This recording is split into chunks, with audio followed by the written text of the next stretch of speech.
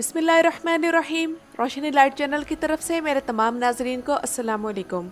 नाजरीन इकराम, कुरुल्श उस्मान की किस्त नंबर 93 का ट्रेलर बिलाखिर एक तवील इंतजार के बाद रिलीज हो चुका है और ये ट्रेलर मद्दाहों की तवक्कुआत पर पूरा उतरा है, क्योंकि ये ट्रेलर देखने के बाद एक्साइटमेंट मजीद नई किस्त के लिए बढ़ गई है और इस आने वाली किस्त में वो सीन आने वाले हैं जिन्हें देखने के लिए हम सीजन 3 के आगाज से ही इंतजार कर रहे थे। और वो कला फतह होने वाला है जिसकी फतह का इंतजार सीजन 2 से ही हो रहा था, यानी एनागोल।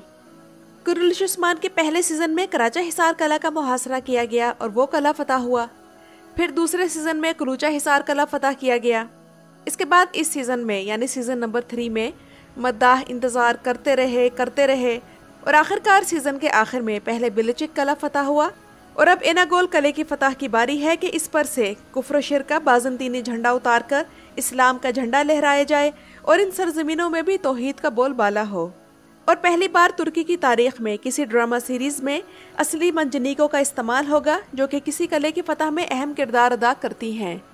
लेकिन नाजरीन इकराम, ये कला अपनी फतह के साथ कुछ नाखुशगवार यादें भी छोड़ जाएगा और उस्मान बे के किसी बड़े आल्प की शहादत की खबरें मिल रही हैं। और इसके साथ साथ अगर तारीखी तौर पर भी बात की जाए तो गुंदूज बे की शहादत का सीन देखने के लिए भी हमें ज़हनी तौर पर तैयार रहना होगा। और गुंदूज बे का किरदार जो कि दुर्लुश अर्तुगरुल के सीजन 2 से हमारे साथ है, वो बिलाखिर कुरुल्श उस्मान के सीजन 3 के आखिर में उस्मान बे का साथ छोड़ जाएगा। मुझे पर्सनली गुंदूज बे का किरदार जाने का बड़ा दुख है। इसकी बड़ी वजह यह है कि इस किरदार को इसका पूरा हक नहीं मिला जो मिलना चाहिए। दूसरी बात जो मैंने सावची बे को जब सीजन 2 में अहमियत दी जा रही थी तब कही थी और अब भी यही कहूंगी कि उस्मान बे के भाई तारीख में हमेशा अपने छोटे भाई की उम्मीद और मजबूत सहारा बनकर खड़े रहे, लेकिन कुरुल्श उस्मान में दोनों को पहले नेगेटिव या फिर बेवकूफ़ या गुस्सीला या उस्मान बे से हसद करने वाला दिखाया गया और फिर इन्हें राह हक की रोशनी मिलती है जिसके बाद वो उस्मान बे के साथ मजबूत दीवार की तरह खड़े हो जाते हैं। हालांकि भाइयों को इस तरह दिखाने के बजाय अगर इनकी बेमिसाल मोहब्बत दिखाई जाती तब भी कहानी को मौसर और जानदार दिखाया जा सकता था। और इन दोनों शहीदों को वो मद्दाह जो तारीख से नावाकिफ हैं उनसे जो बुरा भला कहलवाया गया तो इसका हिसाब महमद बोजदैक के जिम्मे रहेगा।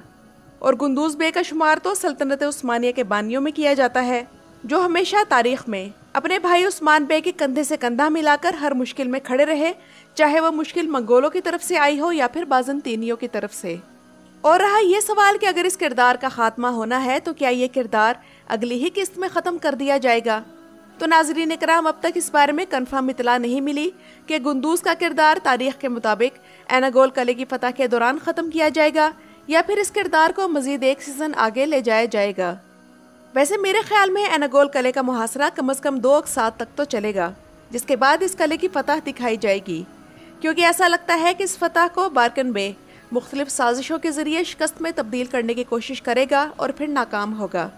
वैसे भी नाजरीन इकराम, एनागोल कले की फतह सल्तनत उस्मानिया की तारीख में दूसरे नंबर पर सबसे मुश्किल फतह थी, क्योंकि पहले नंबर पर बुरसा की फतह थी जिसमें उस्मानियों को सबसे ज़्यादा मुश्किलात बर्दाश्त करनी पड़ी थी।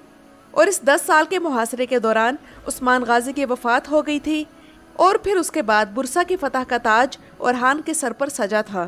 तो एनागोल कले की फतह सिर्फ एक किस्त में दिखाना मुमकिन नहीं और ना ही इस तरह इस फतह का हक अदा हो सकता है।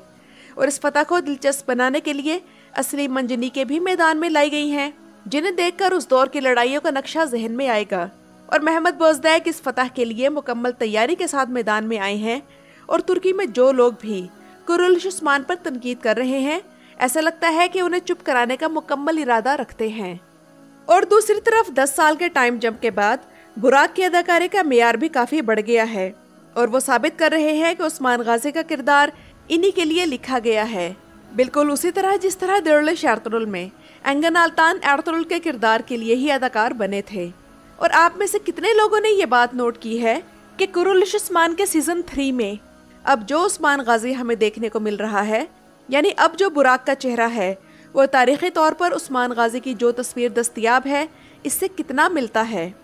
और अगर महमद बोजदैक ने बुराक का इंतखाब उनके चेहरे के फीचर्स देखकर किया था कि वो तारीख में असल उस्मान गाजी के चेहरे से वाकई 70% मिलते हैं, तो नाजरीन इकराम, इस हिसाब से भी बोजदैक की सिलेक्शन बिल्कुल दुरुस्त है। और आप लोग भी मुझे कमेंट सेक्शन में ज़रूर बताइएगा क्या दोनों के चेहरों की मुशाबहत आप लोगों को भी महसूस हो रही है। इसके अलावा नए ट्रेलर में हमें होलोफिरा फिर से देखने को मिली है और इसका साफ मतलब है कि एरियूस के सिपाही होलोफिरा को अगवा करने में नाकाम रहेंगे और उनके इस मंसूबे को नाकाम बनाने में ओरहान खान का किरदार अहम होगा। और लाजमी सी बात है कि हम तारीख के हिसाब से जिस किस्त में गुंदूज को खुदा हाफिज कहेंगे तो उसी किस्त में आया निकोला का भी तुर्गुत या उस्मान के हाथों इख्तिताम देखेंगे। और नाज़रीन इकराम, आया निकोला वो विलन है जो विलन होकर भी हमें बुरा नहीं लगता, बल्कि हर बार उस्मान के हाथों शिकस्त खाकर जब वो उस्मान चीखता था तब भी हमें हंसी ही आती थी। और नाज़रीन इकराम, उस वक़्त जब इस दुनिया में यूक्रेन और रूस के दरमियान असल जंग चल रही है, हम कुरुलुश-उस्मान में एनागोल की तारीख़ी जंग देखने जा रहे हैं और इस किले की फतह में गुंदूज के बेटे आग तैमूर का किरदार भी अहम होगा, जो कि बारकिन बे और निकोला की साजिशों की मुखबरी उस्मान बे को करने में कामयाब होगा। और देखना बाकी है कि इस मुखबरी के दौरान आग तैमूर पकड़ा जाता है या फिर अपना काम बेहतरीन तरीके से करके किले से कामयाबी से फरार होगा, या फिर फतह के वक्त ये राज खुलेगा कि आग तैमूर गुंदूज का बेटा है और तब आया निकोला की क्या हालत होगी। लेकिन आग तैमूर का छोटा भाई आई दुगदू हमें अभी तक देखने को नहीं मिला और मुमकिन है कि आने वाली अक़सात में उनकी एकदम एंट्री करवा दी जाए। और नाज़रीन इकराम, एनागोल किले की फतह का जिक्र हो और तुर्गुत की बात ना हो तो मुमकिन नहीं। मद्दाहों के इस तरह के कमेंट्स बहुत ज़्यादा आ रहे हैं कि एनागोल की फतह करीब आ गई है और असल तुर्गुत कहाँ है, और अगर ये असल है तो इसका कुल्हाड़ा कहाँ है। तो मैं उन मद्दाहों को बताना चाहूँगी कि असल तुर्गुत तो 700 साल पहले ही शहीद हो चुके हैं, तो असल तुर्गुत तो वो हैं और वो नहीं आ सकते। और दिरुल-ए-शारतुरुल में जो तुर्गुत बना वो भी एक अदाकार था, और अब कुरुल-उस्मान में जो तुर्गुत है वो भी एक अदाकार ही है। अब जिन यूट्यूब चैनल्स ने आपको लारा लगाया था कि असल तुर्गुत आने वाला है, वो सब झूठ था। और अगर असल तुर्गुत से आपकी मुराद चंगेज़ जोशकुन है तो वो खुद कह चुके हैं कि अब वो तुर्गुत के किरदार में कुरुल-उस्मान में काम नहीं करेंगे, तो बात तो यही ख़त्म हो गई। इसलिए महमद बोज़दैक को तुर्गुत के लिए एक और अदाकार लेना पड़ा ताकि ये ड्रामा तारीख के मुताबिक चलता रहे। अब सवाल ये है कि ये तुर्गुत फिर कुल्हाड़ा इस्तेमाल क्यों नहीं करता। तो नाज़रीन इकराम, इस नए तुर्गुत को कुल्हाड़ा इस्तेमाल करने के लिए काफ़ी दिनों की प्रैक्टिस चाहिए थी, जिसके लिए इनके पास वक्त नहीं था, इसलिए इन्हें तलवार पकड़ा दी गई।